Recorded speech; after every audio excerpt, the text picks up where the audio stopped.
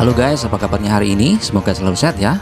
Kali ini kita akan membahas film Korea Selatan yang dirilis pada tahun 2014 berjudul The Admiral Rolling Scarn. Film ini memiliki judul asli Myeongyong, Myeongrang, Myeongyong. Apalagi ini anjir, susah banget ngejanya. Baca sendiri nih. Saya tampilkan. Sudah dibaca? Oke. Film ini disutradarai oleh Kim Han Min. Sementara itu naskah ia tulis bersama Jun Chul Hong. Tak hanya sebagai penulis dan sutradara, Kim Han Min juga bertindak sebagai produser.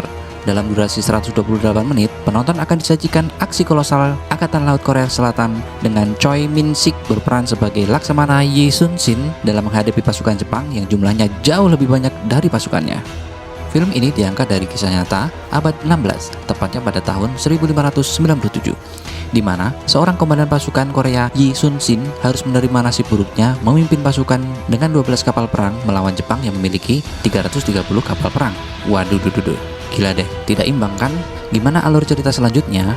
Sebelum lanjut, jangan lupa subscribe dan tekan tombol lonceng agar tidak ketinggalan informasi update yang kami bagikan.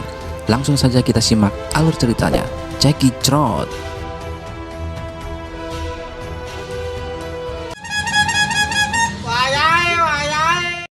Diceritakan sebelumnya, Laksamana Yi Sun Shin pernah gagal menghalau serangan Angkatan Laut Jepang pada agresi pertama. Setelah gagal mengalahkan pasukan ganda Jepang dalam peperangan sengit, akhirnya dia dikeluarkan dari Angkatan Laut dinasti Joseon. Dia pun dipenjara dan disiksa karena kegagalannya tersebut. Pada tahun 1597, Laksamana Yi Sun Shin dibebaskan dari penjara, menyusul semakin gentingnya situasi Korea di saat pasukan Jepang semakin dekat untuk mengepung ibu kota. Kemampuannya yang hebat sebagai komandan membuatnya dipanggil kembali kecepatannya untuk menghadapi invasi kedua dari Jepang. Tapi posisinya tidak diuntungkan karena kekuatan yang dimilikinya sangat jauh di bawah pasukan Jepang. Meski kondisinya kurang mendukung, Laksamana Yi tetap semangat dan optimis menghadapi perang tersebut. Yi Sun Shin merekrut senjata dan tentara untuk berperang. Ia juga berhasil mengumpulkan 12 kapal yang selamat dari perang di daerah Chilchun. Setelah itu, Yi Sun Shin menetap di bagian barat laut selatan pelabuhan Byukpa, Korea. Pelabuhan tersebut berjarak 100 mil dari pelabuhan Uhran yang dijadikan markas tentara Jepang dengan 330 kapal perang yang dimilikinya. Di pelabuhan Byukpa, Laksamana Yi memimpin rapat bersama segelintir pasukannya untuk mengatur strategi melawan Jepang. Namun, salah satu kapten bernama Bae Seoul meminta Laksamana Yi untuk bergabung dengan komando pasukan lainnya sesuai perintah sang raja. Tentara Yi Sun Shin juga mulai berkurang banyak dan melarikan diri karena takut menghadapi Jepang dengan kekuatan 330 kapal perangnya. Di sini, Yi Sun Shin tak berkata sepatah kata pun dan membuat komandan Bae Seoul marah dan memaki Yi Sun Shin dengan sumpah serapah. Hampir semua jenis binatang disebutkan, mulai dari anjing, babi, cacing, bahkan sampai cebong dan kampret pun disebutkan. Demikian halnya dengan kata-kata kotor lainnya, semacam tai, janco, dan sundala pun juga ikut disebutkan.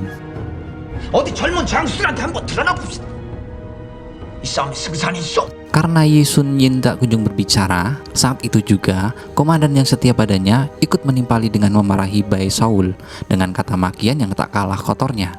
Tai, janco, sundala, dan bahkan janda bolong ikut disebutkan semuanya.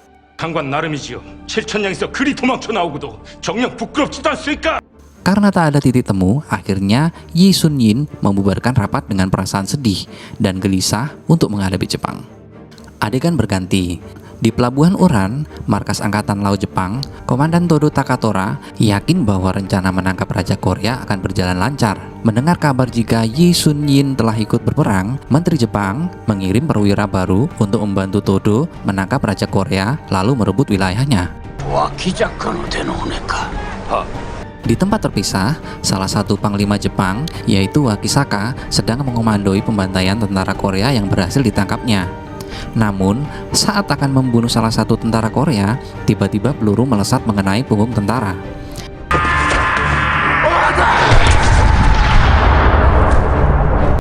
Dan ternyata, itu adalah ulah salah satu sniper dari Kuroshima. Kuroshima ini adalah perwira baru yang dikirim Perdana Menteri Jepang untuk membantu Todo Takatora. Di sini, Wakisaka untuk pertama kalinya bertemu dengan Kuroshima yang akan mengomandoi peperangan yang akan mereka jalankan. Sedangkan di pelabuhan Byukpa, kurir bernama Lin Jungyun datang memberikan laporan militer kepada Laksmana Yi serta memberikan informasi yang terjadi di Uhran dan peperangan yang akan diluncurkan tentara Jepang. 저들이 말하는 이른바 주둔지 소개가 시작되었습니다. Yi Sun-yin menyuruh Lim Jun untuk membawa suratnya ke Junsa dan meminta balasan dari Junsa secepatnya. Di sini, Lin Jun pun melanjutkan misinya, tetapi sebelum berangkat, istrinya memberikan jimat keberuntungan kepada Lim Jun. Malam harinya, di kubu Angkatan Darat Korea, seorang perwira sekaligus Panglima Laksamana Yi melaporkan bahwa Yi Sun-yin membutuhkan persenjataan ke seorang jenderal yang bernama Kwon Yun. Bukannya membantu, Kwon malah meremehkannya yang hanya memiliki 12 kapal perang. Tidak hanya itu, Kwon malah membujuk agar para pasukan angkatan laut agar bergabung dengannya untuk mabar bareng dengannya. Karena perwira utusan Yi Sun-yin menolak, maka Kwon pun menyuruh anak buahnya untuk menangkapnya. Sedangkan di markas Jepang, Kiroshima dan para panglimanya menghadap kepada Jenderal Tokitora. Di sini, Kuroshima memberikan sedikit bocoran strateginya, namun dipotong oleh Wakisaka dengan kata yang sedikit menyinggung perasaan Kiroshima. Akibatnya, dia mencabut pedangnya dan ingin menyerang Wakisaka, tetapi ditahan oleh para perwira lainnya.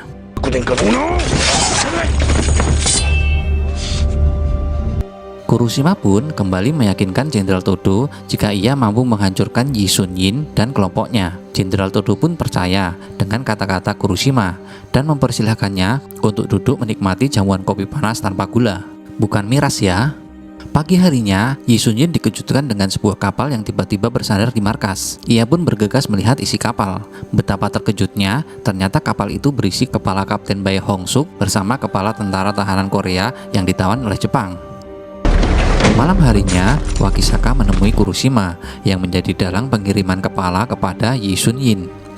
Wakisaka berpikir bahwa apa yang telah dilakukan Kuroshima bisa membuat tentara Korea marah dan melecut semangat untuk berperang, dan setelah cekcok dengan Wakisaka, Kuroshima pun terlihat kembali minum kopi tanpa gula bersama penembak jitunya.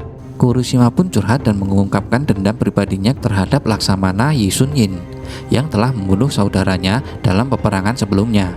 Di pelabuhan Byupak, satu tentara yang berhasil kabur dari tahanan Jepang kembali menghadap Yi Sun-yin dan menyatakan jika para kawannya telah dibunuh secara sadis oleh pasukan Jepang.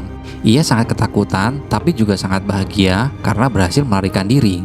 Air mata pun bercucuran membasahi pipi sebelah kiri dan kanan dan bahkan mengalir hingga telapak kakinya.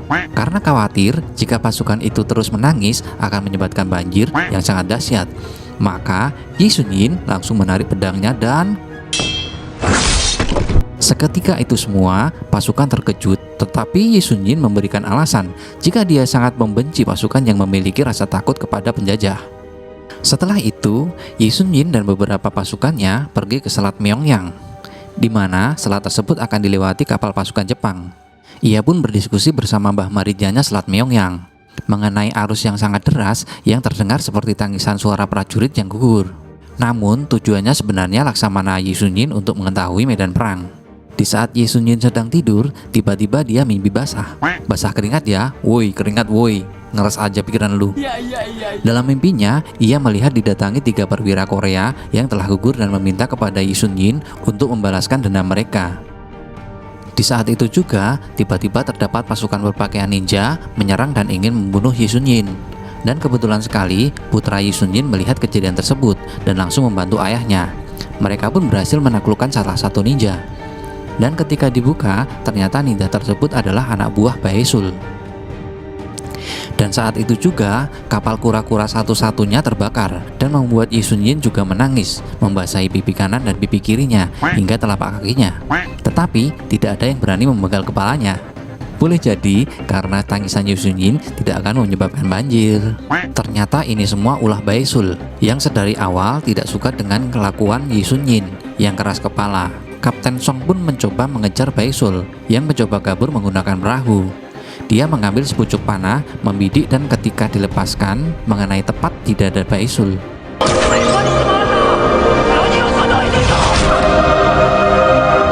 Akibat insiden ini, Laksamana Yi Sun Yin seperti orang yang lagi putus cinta, bingung dan tak tahu harus berbuat apa. Ya, setelah kapal yang paling kuat dan yang akan dijadikan barisan terdepan hangus terbakar, mungkin dia tidak tahu jika arang kapal kura-kura masih laku ketika dijual di pasar. Pagi harinya, Lim Jun berhasil masuk ke markas pasukan Jepang. Ia berniat mencari Junsa, tetapi malah menemukan tahanan kabur yang sedang dikejar-kejar. Dan saat ingin membantu tahanan yang kabur, ia melihat tentara lain dengan jumlah yang sangat banyak. Kemudian, Lim Jun pun kabur dan segera bergabung dengan tahanan lainnya. Di sini, Lim Jun bertemu dengan Junsa, yang kebetulan lewat mengendari bentor. Bentor. Junsa ini adalah perwira Korea yang menyamar menjadi tentara Jepang. Ia sama sekali tak diketahui oleh tentara Jepang jika dia adalah mata-mata Yin Suyin. Sementara satu tahanan yang ketakutan berhasil diselamatkan oleh Sobong, putra dari teman seperjuangan Yi Sun Yin. Tak lama kemudian, Junsa datang dan meminta kepada Sobong untuk mengantarkan pesannya kepada Yi Sun Yin. Di sisi lain, Yi Sun Yin terlihat kembali mendatangi arus yang ada di Selat Myeongyang. Niatnya untuk mencari inspirasi, tetapi dia lupa membawa segelas kopi tanpa gula. Saat itu juga, Sobong datang, tetapi bukan membawa kopi, melainkan pesan dari Junsa. Yi Sun Yin pun membaca pesan itu dan mendapat informasi jika besok pagi sebelum ayam berkokok, Jepang akan menyerang dengan membawa 330 kapal perangnya. Setelah membaca surat dari Junsa, Yi Sun Yin pergi ke pelabuhan Haenam karena para Jepang akan mengepung Byupak dari belakang. Malam harinya, tentara Jepang mulai menyiapkan seluruh senjata dan pasukannya. Mereka juga menyiapkan satu kapal yang berisi tahanan dan bubuk mesiu yang merupakan salah satu strategi Kuroshima. Sedangkan di kubu Yi Sun Yin, para jenderal berembuk untuk membujuk Laksamana Yi untuk tidak melakukan perang karena mereka berpikir jika kapal dan pasukannya tidak seimbang dengan yang dimiliki Jepang. Saat mereka menghadap ke Laksamana Yi Sun Yin, mereka mencurahkan semua keluh kesahnya serta memilih mati di tangan Yi Sun Yin seperti pasukan yang ditebas sebelumnya. Melihat prajurit mentalnya telah kendor seperti kendornya tali BH yang telah dipakai 1 abad lamanya, Yi Sun Yin pun mengumpulkan semua rakyat dan pasukannya di lapangan. Ketika mereka semua sudah berkumpul, tiba Yi Sun Yin menyuruh prajurit setianya untuk membakar semua rumah rakyatnya. Hal tersebut membuat tentara dan rakyat histeris dan menangis. Karena khawatir air mata itu akan menyebabkan banjir yang sumber maha dahsyat, Laksamana Yi pun mengatakan, jikalaupun kita semua kabur dari peperangan, belum tentu kita juga akan berhasil selamat. Dan lebih baik pulang nama ketimbang harus lari dari medan perang, kata Laksamana Yi. 정령 싸움을 피하는 것이 우리가 사는 길이냐? Setelah membakar pangkalan militernya, mereka semua pergi ke pelabuhan Haenam. Di sini, putra Jenderal Bai, yaitu Sobong, memberikan pakaian tentara milik ayahnya dan memintanya untuk memakainya. Hal ini membuat Sobong juga menangis, tetapi tidak sampai mengalir ke telapak kakinya. Jadi aman bro, tidak ditebas dan tidak menyebabkan banjir. Sobong pun sambil menangis mengajukan permintaan untuk membantu Laksamana Yi ikut berperang. Akhirnya, Laksamana Yi mengabulkan permintaan Sobong. 고맙습니다. 고맙습니다. Pagi harinya, Laksamana Yi akhirnya tiba di pelabuhan Haenam untuk menurunkan rakyat serta anak-anaknya. Setelah Laksamana Yi selesai berdoa, ia pun menemui pasukannya, di mana di situ terdapat biksu yang dengan sukarela ikut berperang. Junsa pun akhirnya telah kembali dari tugas sebagai mata-mata dan ikut Laksamana Yi untuk berperang juga. Sesampainya di Selat Myeongyang, Laksamana Yi memerintahkan untuk membentuk formasi satu baris dan meminta para prajurit untuk menyiapkan meriam. Tak lama setelahnya, muncullah dari kejauhan ratusan kapal perang dari Jepang. Melihat banyaknya musuh, 11 kapal dari Yi Sun Yin memilih untuk mundur dan melarikan diri. Laksamana Yi pun tak ambil pusing dan segera memerintahkan pasukannya untuk menurunkan jangkar dan siap untuk bertempur jarak dekat. Sedangkan dari kubu Jepang, Kuroshima memerintahkan untuk mengirim batalion pertama. Laksamana Yi pun memerintahkan untuk memutar kapal dan memposisikan meriamnya, dan saat kapal musuh bertabrakan, karena arus yang sangat deras, Laksamana Yi pun langsung memerintahkan untuk menembak. Tembakan tersebut membuat batalion pertama Jepang kacau balau dan tenggelam di atas derasnya arus Selat Myeongyang. Melihat batalion pertama hancur, Kuroshima pun segera mengirimkan batalion keduanya. Kapten Son pun melaporkan kepada Laksamana Yi jika arus semakin kencang dan membuat kapal oleng kapten, serta menyulitkan saat membidik. Hal ini membuat Laksamana Yi memerintahkan untuk memutus jangkar dan mengikuti arus mengarah ke pulau daerah. Namun, saat masuk ke arus deras, Kapten Son meminta agar dibantu oleh 11 kapal yang ada di belakangnya, tetapi Laksamana I menolak dan merubah strategi untuk bersiap melakukan pertempuran jarak dekat. Iya, sangat dekat, tetapi tidak saling memiliki. Batalion kedua Kurushima akhirnya berhasil sampai kepada kapal Yi Sun-yin. Saking bahagianya bertemu, bukannya berpelukan, mereka malah saling bacok-bacokan.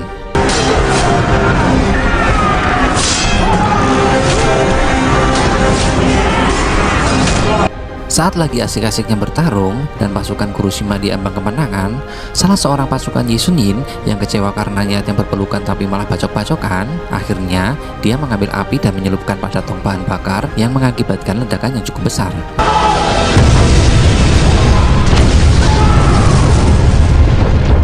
Laksamana I pun ikut terluka dalam ledakan tersebut, namun ia berhasil bangkit dan kembali memerintahkan kapten untuk membawa sisa meriam ke geladak kapal. Beberapa prajurit mulai menyusun meriam untuk serangan dari bawah.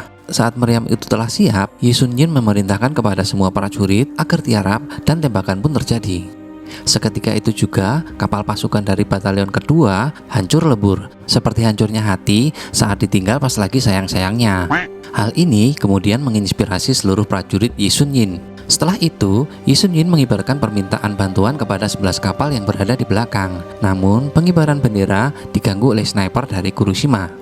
Yi Sun-yin pun membuat siasat untuk mengganggu bidikan sniper dengan tembakan meriam, sehingga akhirnya mereka berhasil mengibarkan bendera.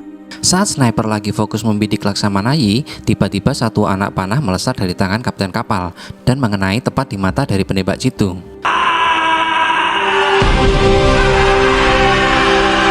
Kemudian, Laksamana I memerintahkan Kapten Song untuk mengambil kendali kapal utama menuju pelabuhan Mokjong.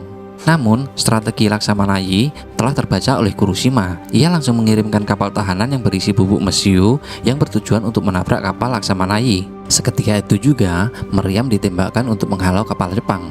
Namun, Junca melihat Lim Jun sedang membuang bubuk mesiu. Kemudian, Junca langsung melaporkan kepada Laksamana I. Lim Jun pun mencoba membelokkan arah kapalnya, namun ia tertusuk oleh salah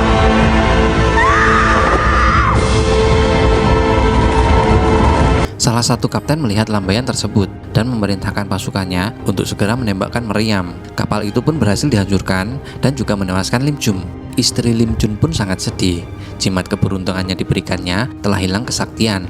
Kurushima yang putus asa setelah semua rencananya gagal, akhirnya mengarahkan kapal utamanya untuk menabrak kapal Yi Sun-yin. Saat itu juga, tiba-tiba pusaran air besar muncul dan semua kapal pun terombang-ambing tanpa arah, ibarat telah menyatakan cinta tetapi tak kunjung mendapat kepastian.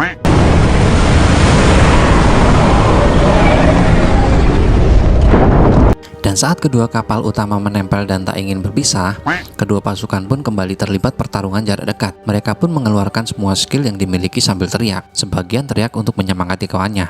Sebagian lagi teriak es cendol, es dawet, bakso, ember, sembari mengingat pengalaman indah saat mereka masih jualan di jalan-jalan kota Korea.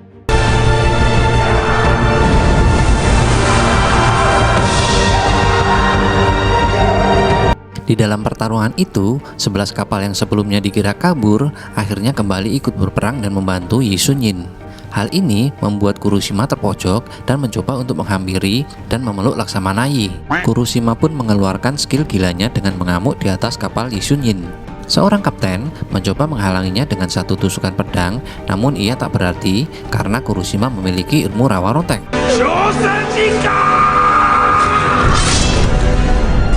Namun, saat Kurushima semakin dekat dengan Laksamana I, Kurushima kembali mendapatkan serangan panah yang tertancap di baju zirahnya menembus kulit putihnya. Tancapan panah itu membuatnya merem-melek keenaan. Dengan kondisi tersebut, Kurushima kembali bangkit dan berlari ke arah Yi Sun-yin untuk menebasnya. Namun, Yi Sun-yin lebih dahulu mengayunkan pedangnya, membuat kepala Kurushima terpisah dengan tubuhnya, walaupun tak rela.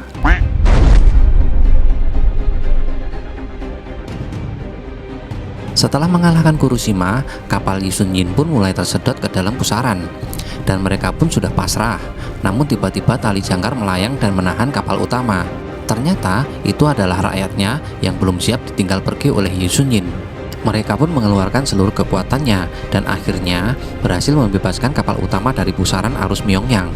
Setelah itu, Lee Sun Yin memimpin serangan balik ala Jose Mourinho. 12 kapal Lee Sun Yin yang terbuat dari kayu ulin menabrakkan kapalnya ke kapal tentara Jepang yang terbuat dari kayu pohon sengon. Kapal Jepang pun hancur dan memaksa mereka mundur dengan mencatatkan skor 299 berbanding 0. 5 diantaranya diambil dari tendangan penalti.